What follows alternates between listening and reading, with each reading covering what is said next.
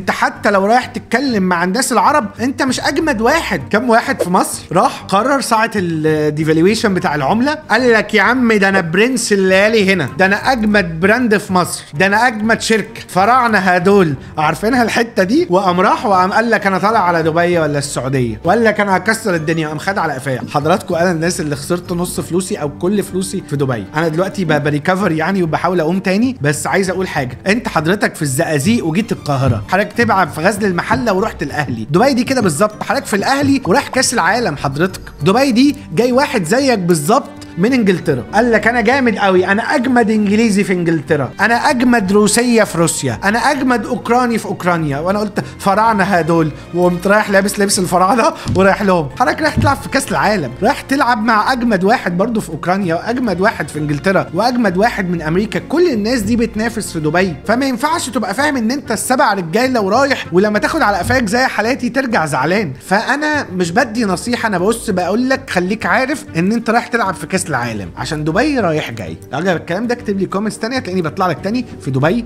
والسعوديه والامارات وكل حته، وهترجم الحلقات بالفرنساوي وهنزلها واطلع لك في فرنسا والمغرب وكل الناس اللي بتتكلم فرنساوي والجزائر. سلام عليكم.